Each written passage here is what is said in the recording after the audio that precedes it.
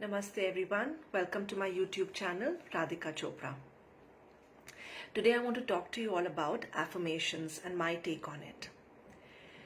If you had seen my video about a week ago when I spoke about pranayam and the breaths that I practice, which is the 8 spiritual breaths, and what is unique about the 8 spiritual breaths is after every breath there is something called the affirmation that you have to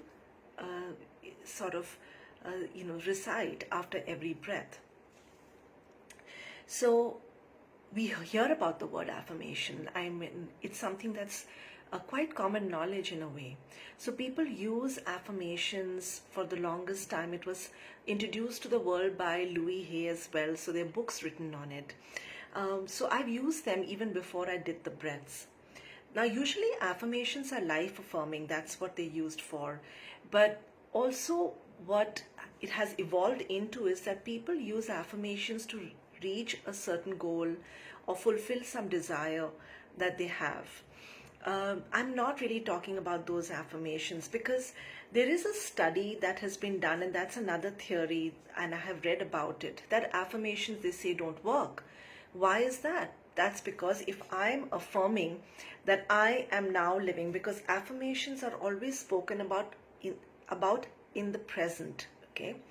So if I write, or if I say I live in a 4-bedroom apartment, affirming that that's what I like to have in my life, but then my brain is actually acutely aware that I'm actually not living in a 4-bedroom apartment, I'm living in a 1-bedroom apartment, as an example.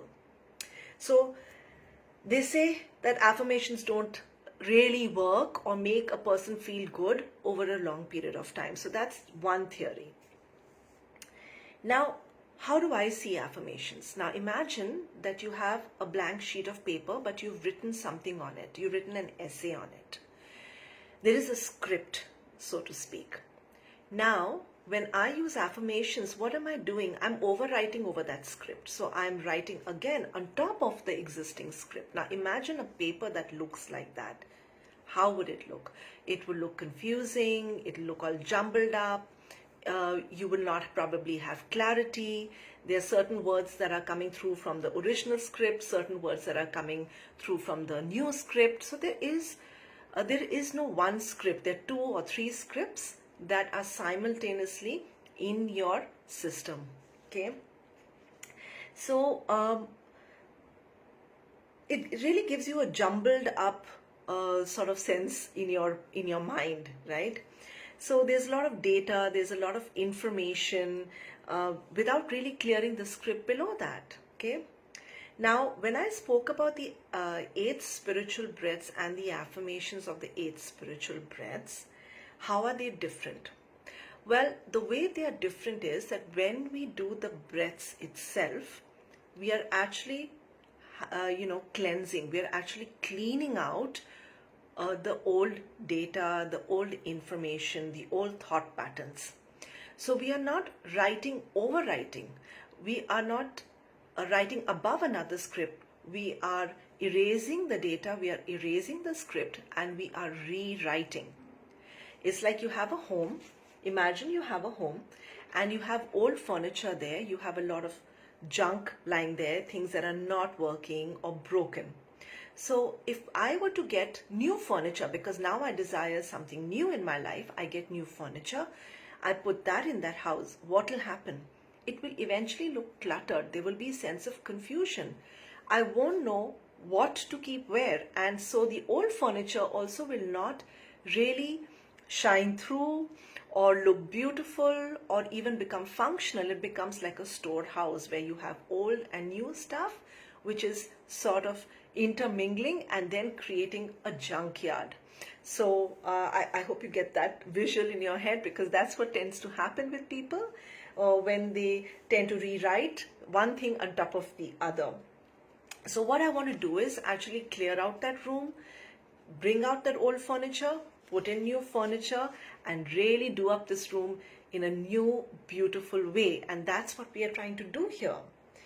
So the affirmations in the 8 spiritual breaths are not about goals and objectives, about material life really. They are not about the gross and the material, but they are really working at the level of consciousness. Okay. See, when we want to change something, we often change it via the intellect, that is through the intellectual understanding, and of course that helps. And therefore, you have different systems which coach and teach people how to manage their intellect and become more functional. It has its place. But according to me, the 8 spiritual breaths affirmations are not about that. That's been my experience so far. I think it works at a deeper level. The breaths clean your system, and the affirmations bring in a new consciousness, a new energy. They work at a deeper level. The level of consciousness, the spirit, the soul, the energy, however you like to see it, it works at a deeper level. It's not about changing anything, but really it's about transforming. It's about transforming your consciousness. So that's how these affirmations are different. And if you do go through the material of the 8 spiritual breaths, and if you like to do the course and you go through that entire experience, you will know what I'm talking about. So basically the affirmations are affirming the truth about who we are. Okay, it's revealing the truth. And once we have seen the truth of who we are and what our life is about, who we are beyond our personality or deeper than our personality, I think that's when things change. Okay, they transform. And you know what? We don't transform it. That's the thing. In the breaths, we are not transforming anything. We are not doing anything. We are simply doing the breaths or letting the prana move through us.